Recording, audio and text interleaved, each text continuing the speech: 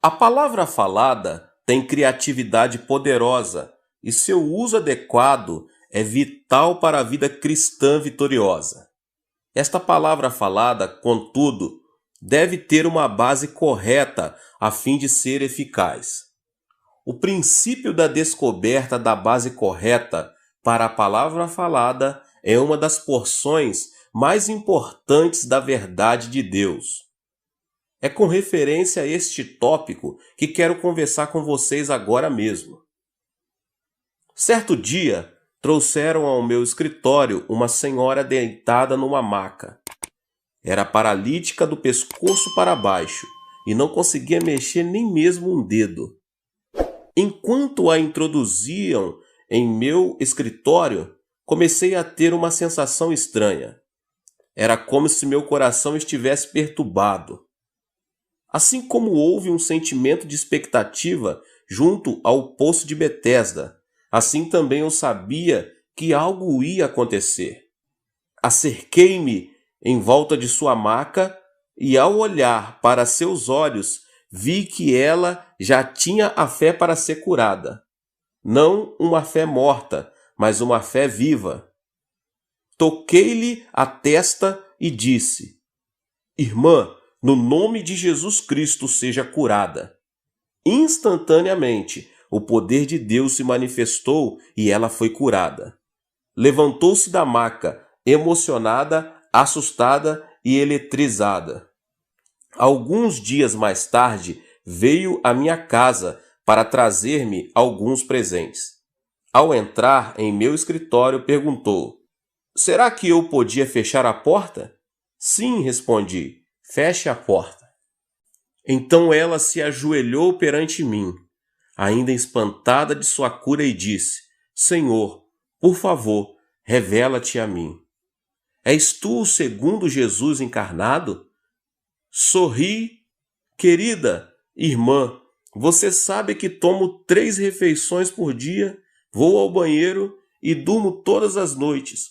Sou tão humano quanto você, e a única maneira pela qual sou salvo é por intermédio de Jesus Cristo.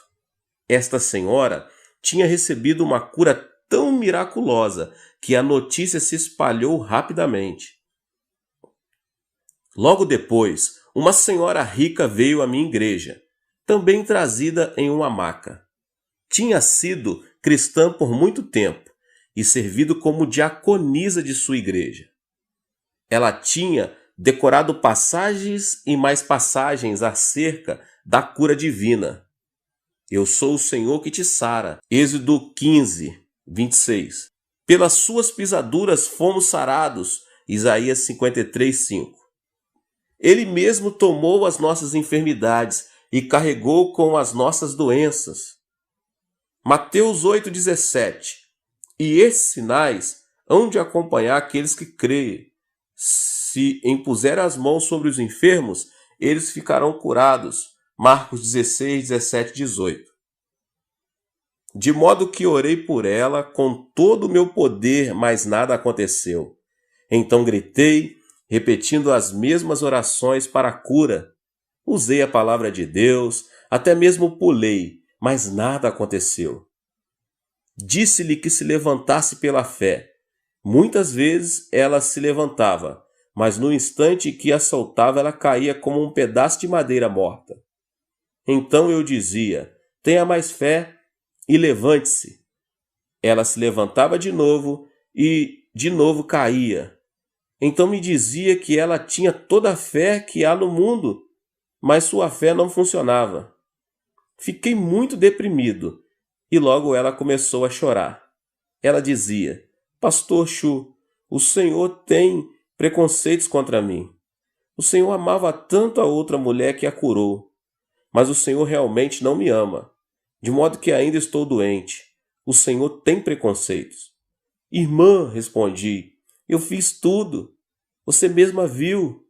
Orei, clamei, pulei e gritei. Fiz tudo que um pregador pentecostal pode fazer, mas nada aconteceu. E não posso compreender o motivo. Em minha igreja, este problema inquietante de uma pessoa ser curada enquanto outra permanece enferma não ficou limitado a esta ocasião.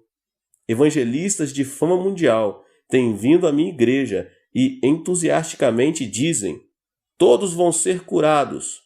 Todos. Pregam a palavra de fé e muitos são curados. Depois, estes evangelistas se vão, levando toda aquela glória, e eu fico com a incumbência de tratar dos doentes que não foram curados. Estes vêm a mim, desanimados, abatidos e desesperados, queixando-se: não fomos curados. Deus desistiu de nós, estamos completamente esquecidos. Por que devemos lutar para vir a Cristo e crer? Aflijo-me, oro e choro. Por que, Pai? Por que isto é assim? Deus, por favor, dá-me a resposta, uma resposta clara. E ele o fez, de modo que agora gostaria de partilhar com você esta resposta e algumas coisas que me levaram a receber esta compreensão. As pessoas pensam que podem crer na palavra de Deus, e podem, mas falham em fazer a diferença entre a palavra de Deus, que dá o conhecimento geral a respeito de Deus, e a palavra de Deus que ele usa para conceder fé acerca de circunstâncias e problemas específicos. É este último tipo de fé que produz milagres. No grego, há duas palavras diferentes para a palavra: logos e rema. O mundo foi criado pela palavra logos de Deus. Logos é a palavra geral de Deus, que se estende desde o livro de Gênesis ao Apocalipse, pois todos estes livros falam acerca de Jesus Cristo, direta ou indiretamente. Ao ler a palavra logos do Gênesis ao Apocalipse, a pessoa pode receber todo o conhecimento que necessita a respeito de Deus e de suas promessas. Mas pela simples leitura, a pessoa não recebe fé. A pessoa recebe conhecimento e compreensão acerca de Deus, mas não recebe fé. Romanos 10:17 mostra-nos que o material usado para edificar a fé é mais do que simples leitura da palavra de Deus. A fé vem pela pregação, e a pregação pela palavra de Cristo. Nesta passagem, palavra não é logos, mas rema. A fé, especificamente falando, vem pela pregação da palavra rema. O Dr. Ironside define em seu lexo grego a palavra logos, a palavra dita de Deus, e rema, a palavra dizente de Deus.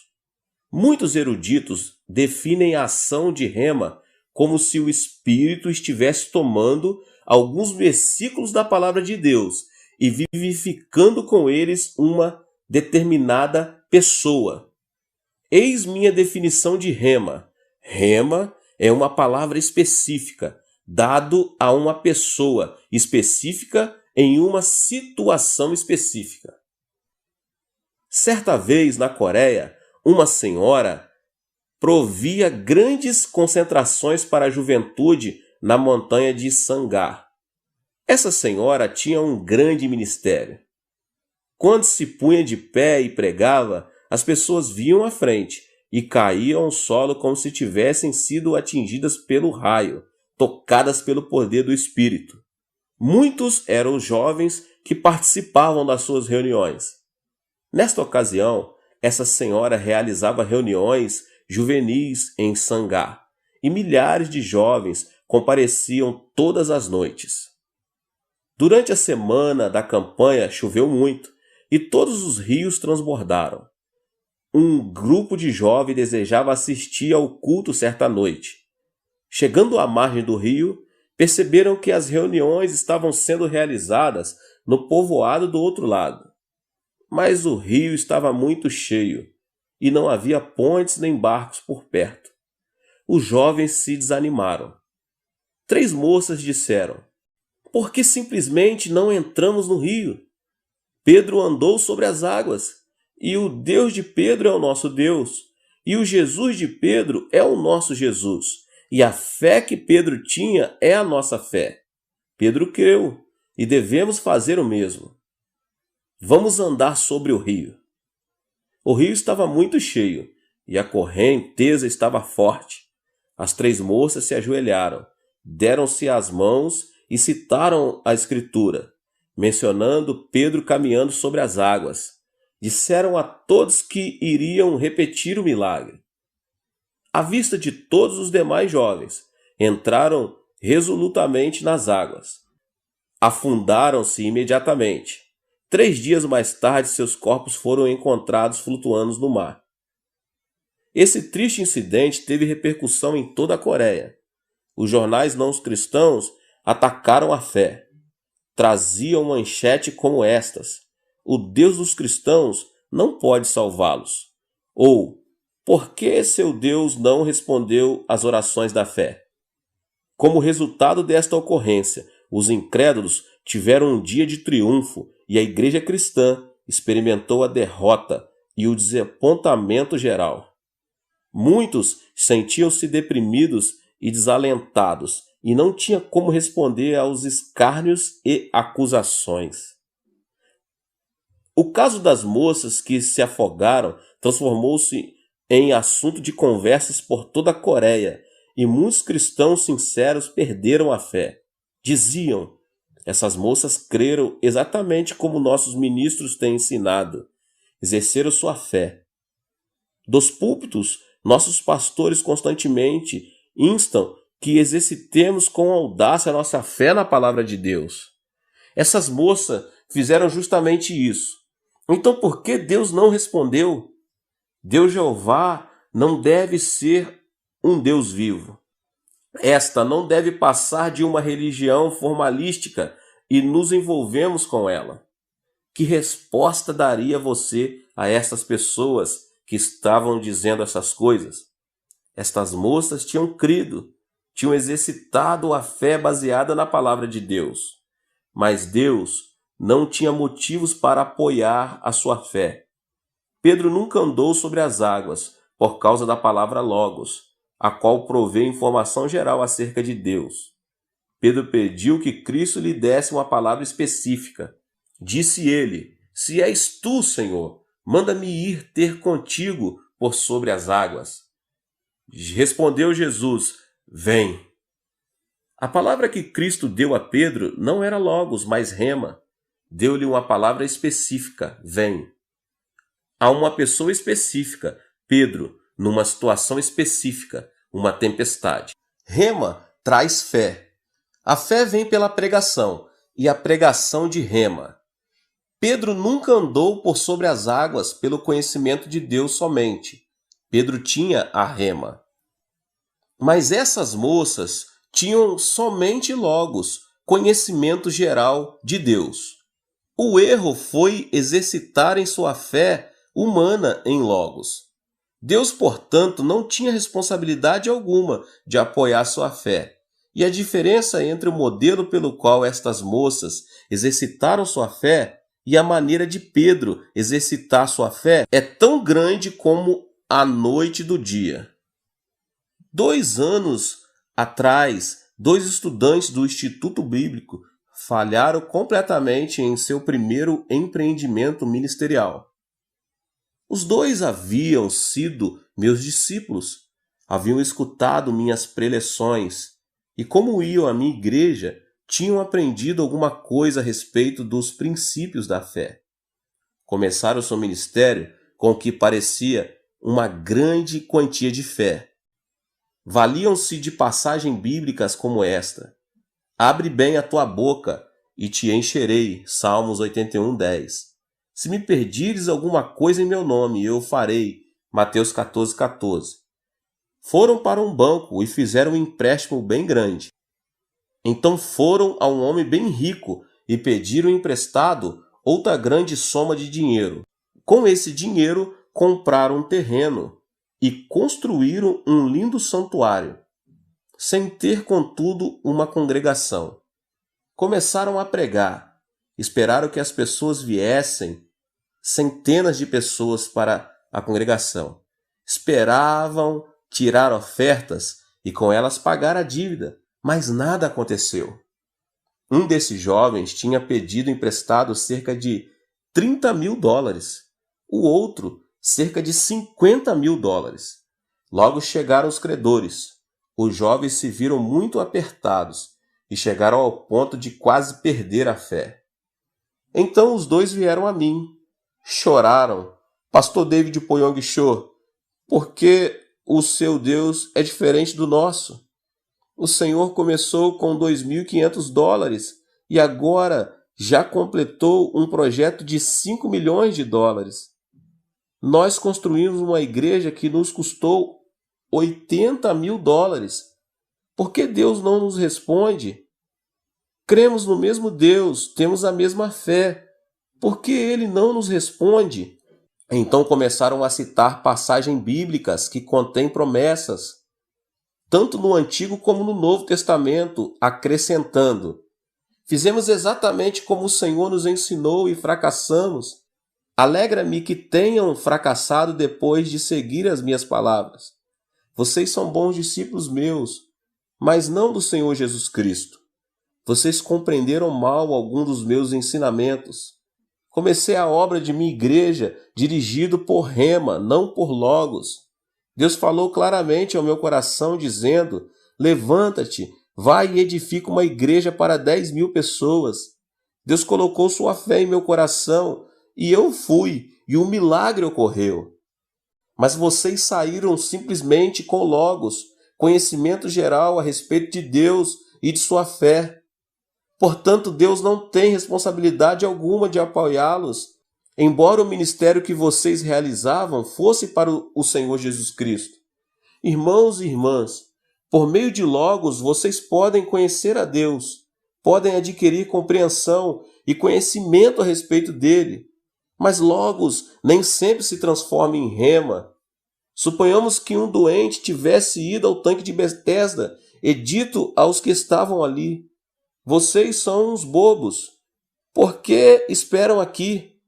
Este é o mesmo tanque de sempre, com a mesma água, no mesmo lugar. Por que tem de esperar dia após dia? Vou entrar na água agora e lavar-me. Em seguida, ele mergulha e toma um banho, mas ao sair da água, não fora curado. Pois somente depois que vinha o anjo de Deus e revolvia a água, as pessoas podiam entrar, lavar-se e serem curadas. Ainda era o mesmo tanque de Betesda, no mesmo lugar, com a mesma água. Só que quando a água era revolvida pelo anjo de Deus, é que ocorria o milagre. Rema procede de Logos. Logos é como o tanque de Betesda. Você pode ouvir a palavra de Deus e pode estudar a Bíblia, mas somente quando o Espírito Santo vem e aviva uma passagem ou passagens das Escrituras ao seu coração, queimando-as em sua alma e dando-lhes a conhecer como aplicá-las diretamente à sua situação específica, é que logo se transforma em Rema. Se você nunca tem tempo de esperar na presença do Senhor, então o Senhor nunca confirmará a palavra de que você tanto necessita em seu coração. Esta é uma época de muita agitação, muita correria. As pessoas vão à igreja para serem entretidas, puro entretenimento. Ouvem um sermão curto e são despedidas, sem terem tempo para esperar no Senhor. Dá-se-lhes Logos, mas não Rema. Por isso não vêm milagres de Deus e começam a duvidar do seu poder. As pessoas devem ir ao santuário, à igreja, ouvir atentamente ao pregador e esperar no Senhor. Mas como não ouvem em atitude de oração, esperando no Senhor a fim de receber Rema, não podem, portanto, receber a fé necessária para a resolução dos seus problemas. O seu conhecimento da Bíblia aumenta à proporção que seus problemas aumentam. E embora venham à igreja, nada acontece. Por isso começam a esfriar-se e a perder a fé. Outro problema que sofrem as igrejas desta época é que os ministros andam demasiadamente ocupados. Passam horas e horas fazendo o trabalho de eletricista, carpinteiro, porteiro, enfermeiro, ocupados em 100 tarefas diferentes. Quando chega o sábado, tropeçam por aí tentando pensar em alguma palavra logos para pregar na manhã de domingo. Estão cansados a tal ponto que não têm tempo para esperar na presença do Senhor. Não tem tempo de trocar o capim verde em leite branco. Suas congregações comem capim, mas não o leite rico da palavra. Este é um erro muito grande.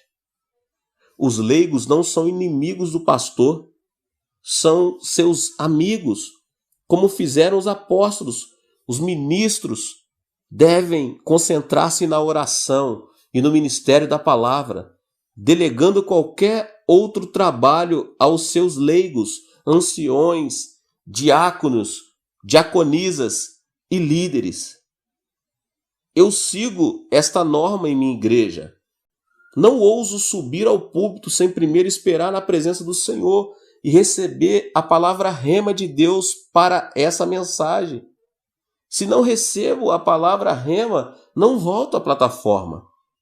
Às vezes passo toda a noite de sábado em oração. Durante o dia oro. Senhor, as pessoas virão com todos os tipos de problemas, doenças, pressões, depressões, problemas familiares, problemas financeiros, todo tipo imaginável de problemas. Virão não somente para receber conhecimento geral a teu respeito, mas também para receber uma solução real a seus problemas. Se eu não lhes der fé viva, rema, então voltarão para suas casas sem terem solucionado nenhum de seus problemas. Necessito de uma mensagem específica para pessoas específicas, num tempo específico. Então espero até que o Senhor me dá a mensagem. Quando subo ao púlpito, vou marchando como um general, porque sei que a mensagem que vou pregar tem a unção do Espírito Santo. Isso acontece porque os ajudei a receber rema, a palavra rema. Irmãos e irmãs, não estamos edificando na igreja um clube de santos, listados, lidando com assuntos de vida e de morte. Se o pastor não der rema ao seu povo, então tudo o que lhe resta é um clube religioso superficial. Já temos no mundo clubes sociais como o Rotary e outros da mesma natureza, e seus membros também pagam um tipo de oferta, eles ajudam a instituição.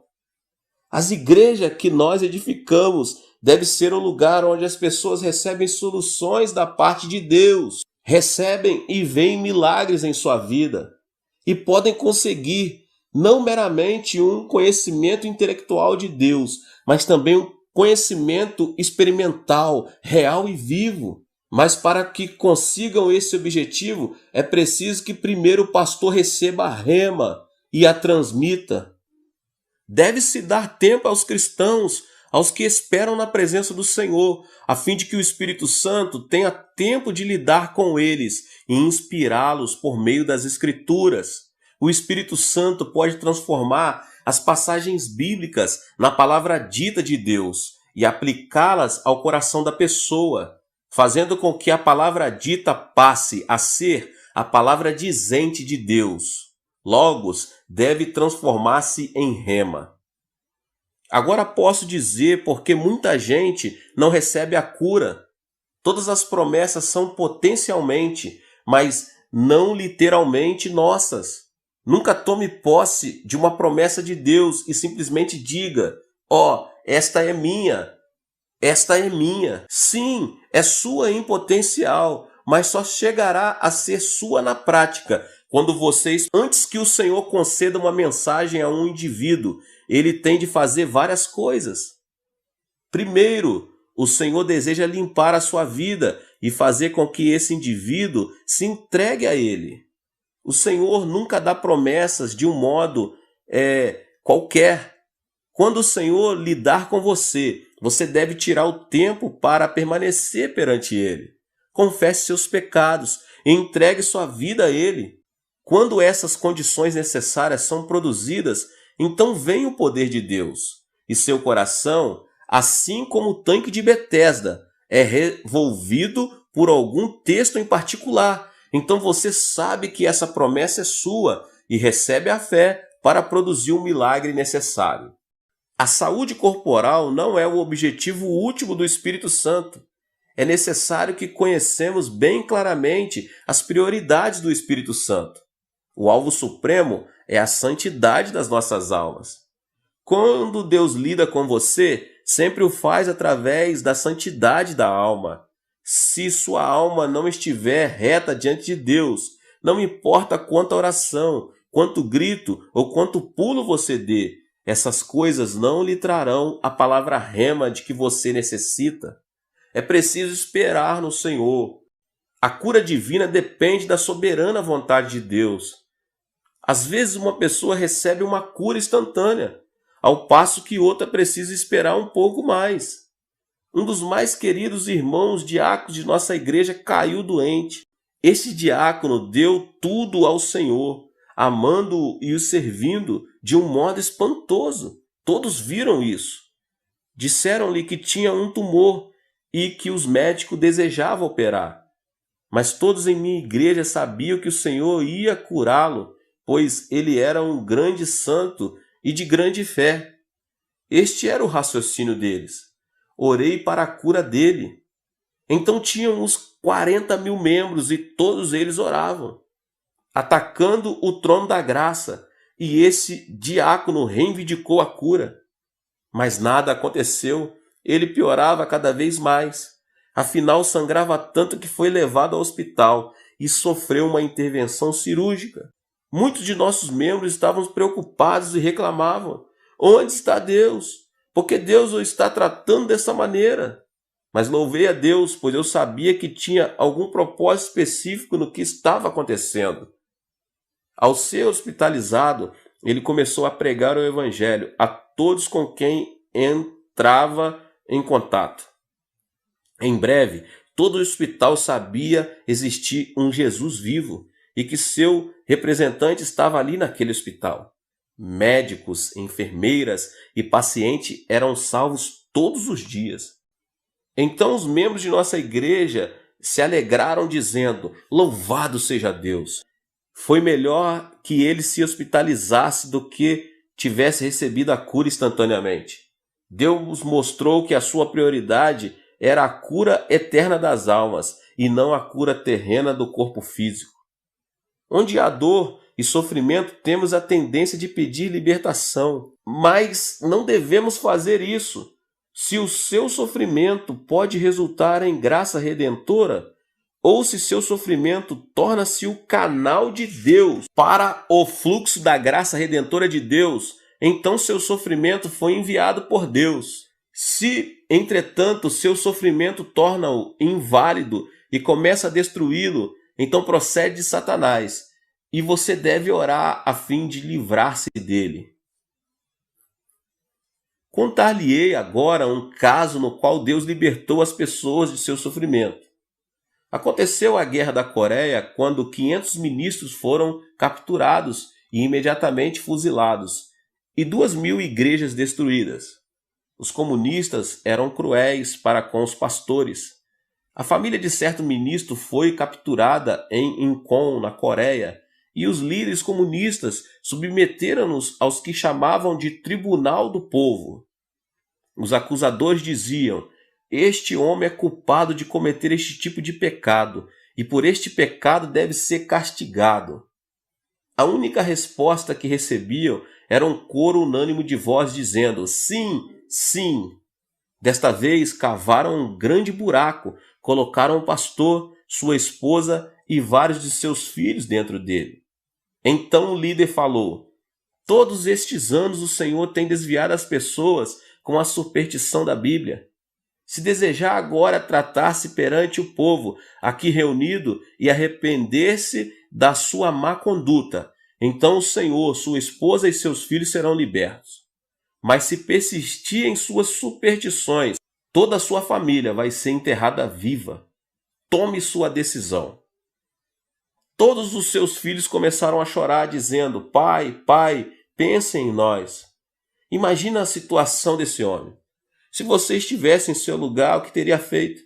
Sou pai de 3 filhos e chegaria quase a preferir ser lançado ao fogo do inferno a ver meus filhos serem mortos. Este pai estava profundamente abalado. Levantou a mão dizendo: sim, sim, faloei, vou denunciar, minha. Mas antes de poder terminar a frase, a esposa tocou-lhe o lado dizendo: diga não. E dirigindo-se aos filhos, essa valente mulher disse: calem-se, filhos. Esta noite vamos jantar com o Rei dos Reis e Senhor dos Senhores. Então começou a cantar o hino no celeste porvir. Seus filhos e marido acompanharam no cântico enquanto os comunistas começaram a enterrá-los. Logo as crianças estavam enterradas, mas até que a terra lhes chegasse ao pescoço, continuavam a cantar e o povo a olhar. Deus não os livrou, mas quase todos que viram a execução tornaram-se crentes. Muitos são membros de minha igreja. Mediante seu sofrimento fluiu a graça da redenção. Deus enviou seu único filho a fim de ser crucificado na cruz, para que o mundo pudesse ser salvo e redimido. Esse é o objetivo último de Deus, a redenção de almas.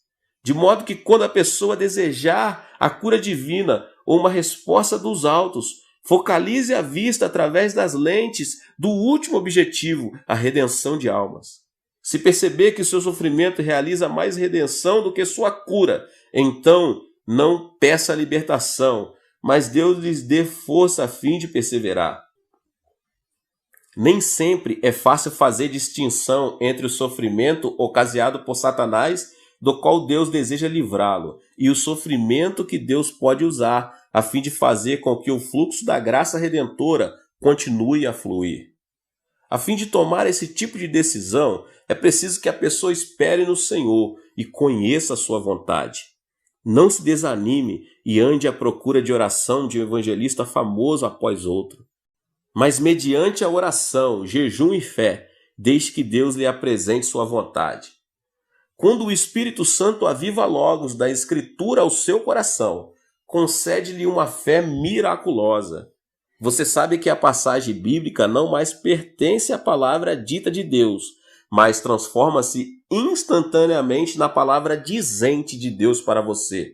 Então você deve firmar-se nessa palavra, seguir em frente e praticá-la, embora não possa ver nada.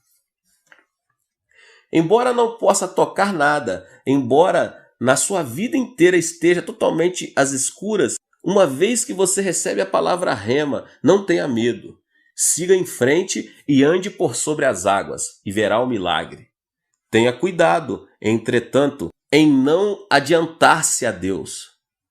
Muitas pessoas andam na frente de Deus, assim como o fez Paulo em sua vontade de levar o evangelho de Cristo.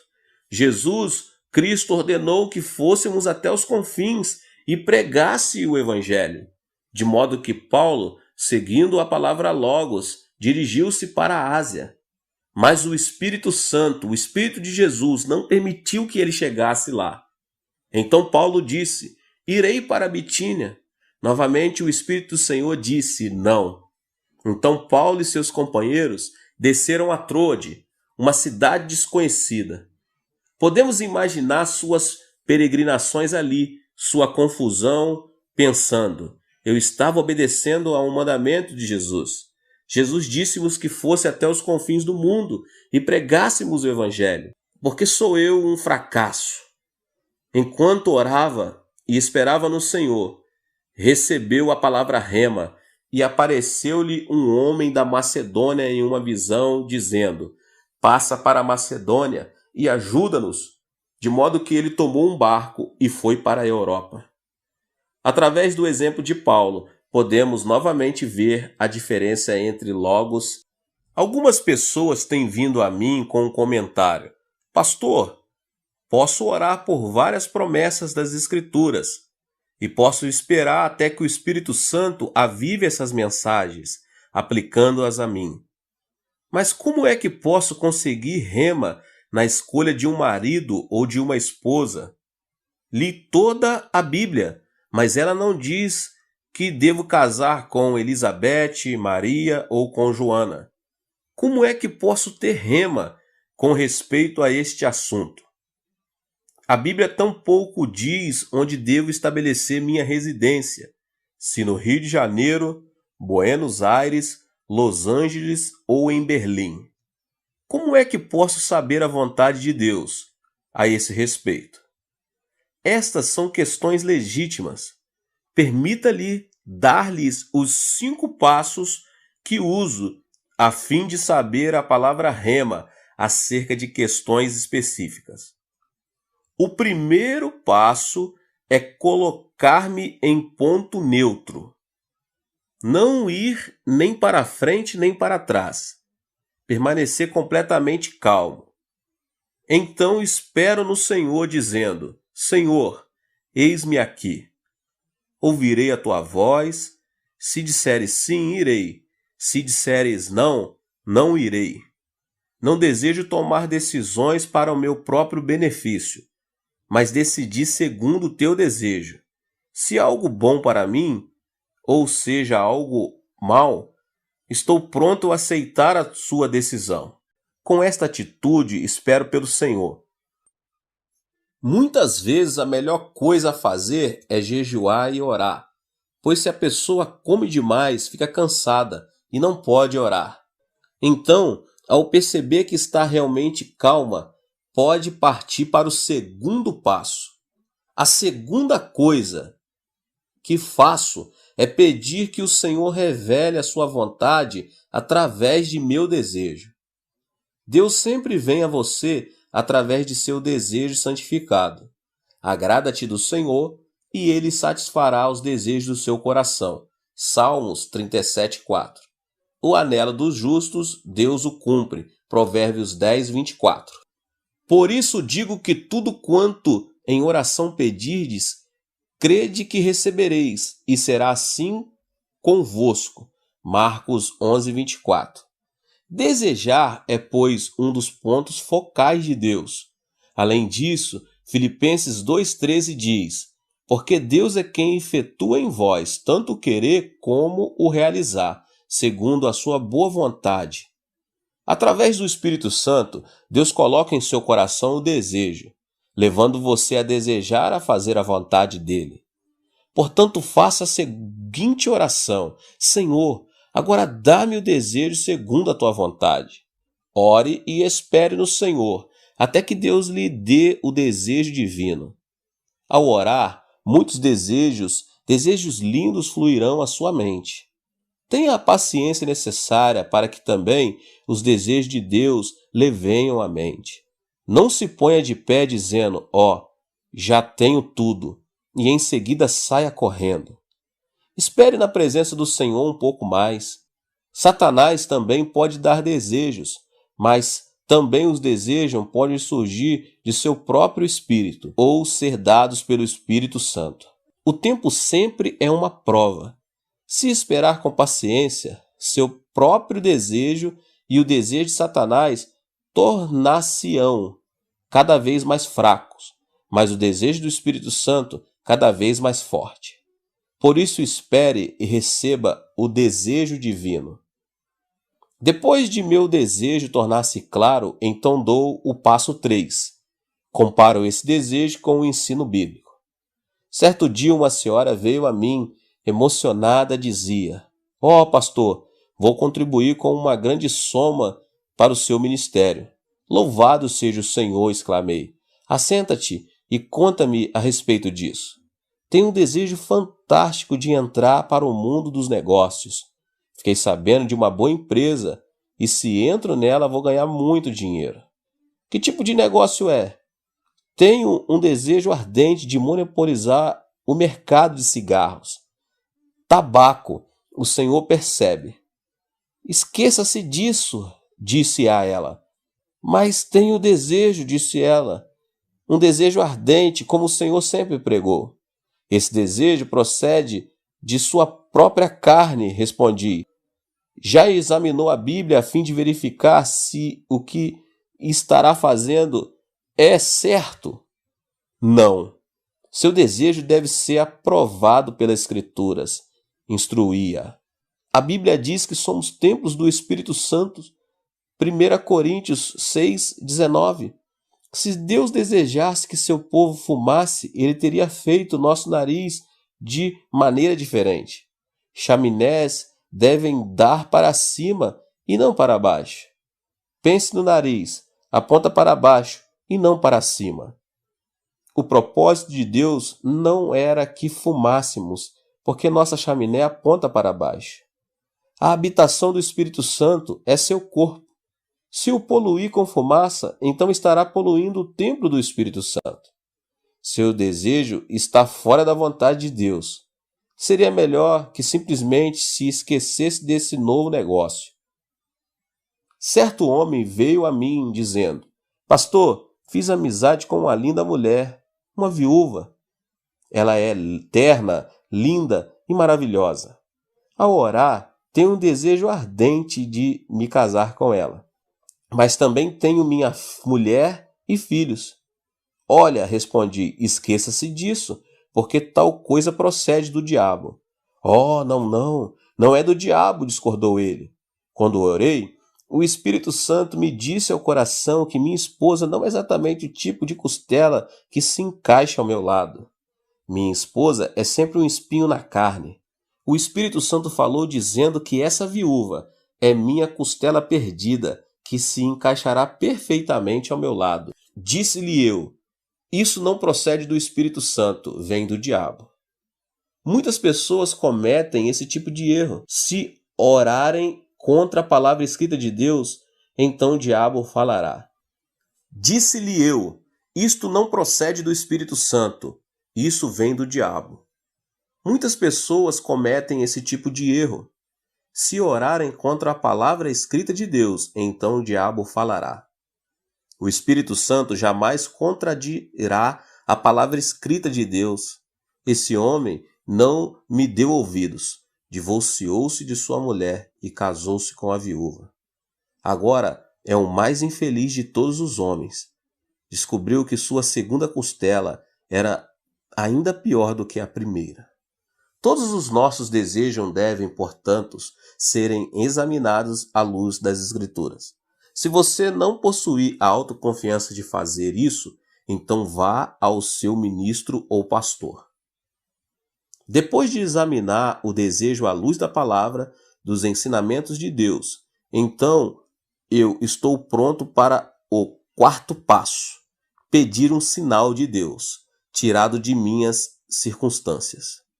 Se Deus verdadeiramente falou ao coração, então poderá dar-lhe um sinal no mundo exterior.